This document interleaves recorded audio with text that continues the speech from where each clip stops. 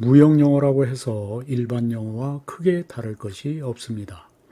무역영어에서만 사용하는 특별한 문법이나 구문이 있는 것도 아니고 무역영어라고 해서 일반 영어와 판이한 구조를 하고 있지도 않습니다.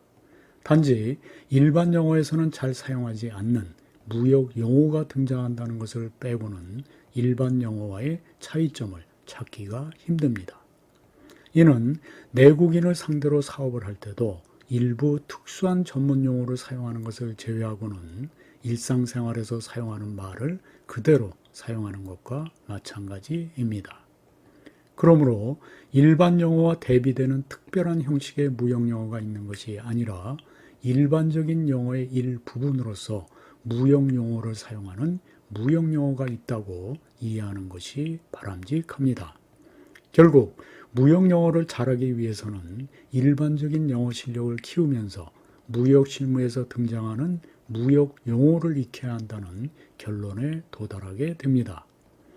아직 영어를 사용해서 무역 업무를 처리해 본 경험이 없는 사람들 중에는 무역영어라는 별개의 영어가 있는 것으로 잘못 이해하고 새로 영어 공부를 해야 한다는 부담감을 가질 수도 있지만 이는 잘못된 생각입니다.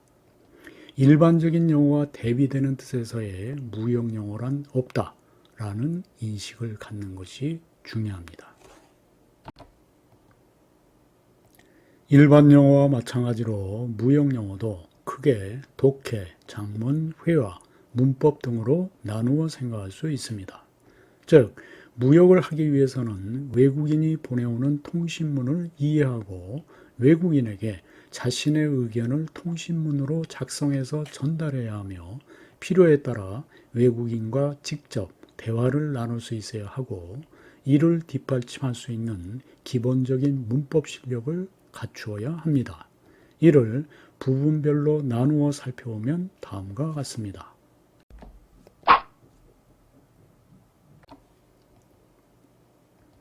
외국인이 보내오는 통신문을 해석하고 이해하는 것은 크게 어려울 것이 없습니다.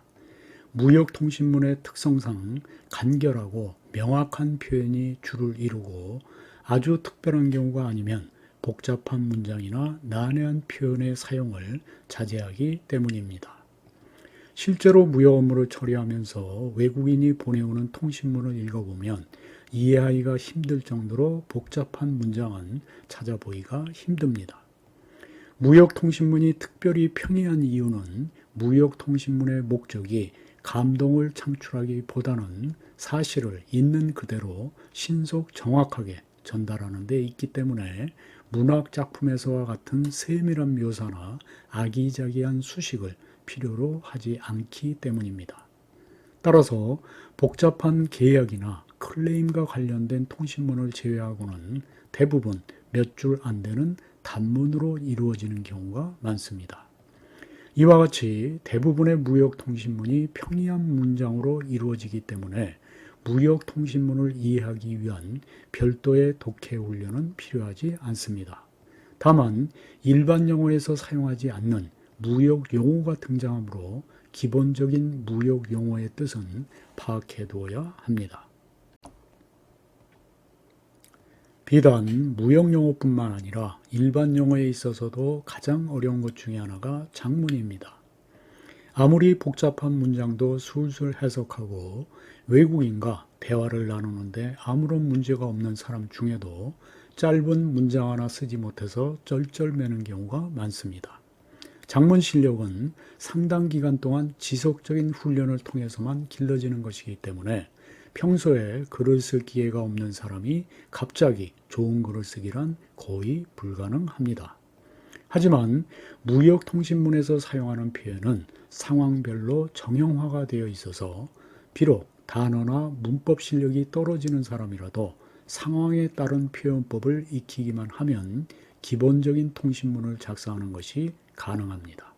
무역통신문의 특성상 사용하는 단어가 제한되어 있으며 문법적으로도 복잡한 지식이 요구되는 경우가 드물기 때문입니다. 문장력은 꾸준한 연습을 통해서만 향상시킬 수 있습니다.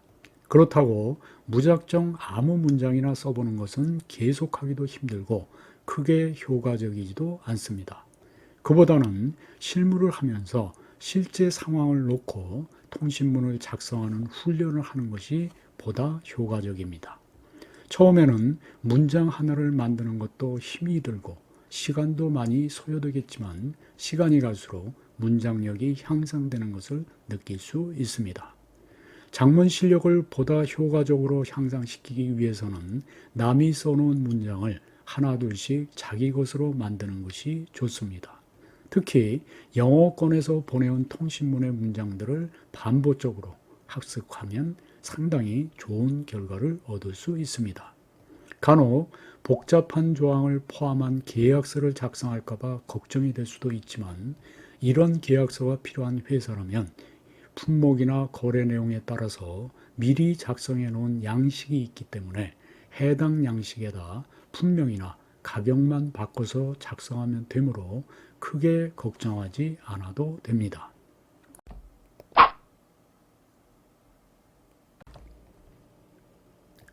회화 실력을 기르기 위해서는 자주 외국인과 대화를 나누는 것보다 더 좋은 방법이 없습니다. 아무리 좋은 교재라도 직접 외국인과 대화하는 것을 따라갈 수는 없습니다. 물론 유형별로 기본적인 표현 정도는 익혀두는 것이 바람직하지만 교재에 나오는 모든 표현을 마스터한 다음에야 외국인 앞에 나서겠다고 하는 것은 현명한 태도가 아닙니다. 아무리 교재에 나오는 표현을 마스터하더라도 실제로 외국인과 대화를 나누다 보면 막히는 부분이 있기 마련이고 너무 많은 표현을 머릿속에 담고 대화를 나누다 보면 오히려 혼동만 초래할 수 있기 때문입니다. 특히 무역 거래를 위해서 외국인과 직접 대면하거나 전화 통화를 하는 데 있어서는 일반적인 회화 교재의 표현 방식을 달달 외우기보다는 대화의 주제가 되는 상황에 대한 정확한 인식이 우선되어야 합니다. 문법적으로 틀린 것이 없으면서도 대화의 내용이 겉도는 것보다는 문법적으로 문제가 있더라도 정곡을 찌르는 것이 중요하기 때문입니다. 또한 무역 거래를 위한 대화에서는 정확한 의사 전달이 무엇보다도 중요하다는 인식을 갖고 쓸데없이 말을 빨리 하려고 애쓰다가 의사 전달에 문제가 생기는 것보다는 다소 느리다는 느낌을 주더라도 정확하게 또박또박 말하는 습관을 들이는 것이 좋습니다. 문법은 모든 영어의 기본입니다. 기본적인 문법 지식이 없이는 영어로 말하거나 글을 쓰거나 남이 쓴 글을 제대로 이해하는 것이 불가능합니다. 특히 시제나 인칭같이 중요한 문법을 무시한 문장을 말이나 글로서 잘못 표현했다가는 제대로 자신의 의사를 상대방에게 전달하지 못할 수도 있습니다. 관계 대명사의 용법을 제대로 이해하지 못해서 중요한 서류의 뜻을 잘못 해석하고 낭패를 볼 수도 있습니다. 그만큼 문법의 중요성은 간과할 수가 없습니다. 하지만 비즈니스를 위해서 영어를 사용할 때는 문법에 대한 지나친 집착은 떨쳐버리는 것이 좋습니다. 좀 심하게 말하자면 최소한 시제와 인칭만 틀리지 않으면 의사소통에는 지장이 없다는 식의 배짱이 필요합니다. 실제로 비즈니스를 위해서 사용하는 영어에서 복잡한 문법 지식이 동원되는 경우는 흔치 않습니다. 따라서 무역 영어를 잘하기 위해서 별도로 문법 공부를 하기보다는 자연스럽게 외국인과 접촉하다 보면 자기도 모르는 사이에 새로운 문법 지식도 늘 것이라는 믿음을 갖는 것이 중요합니다.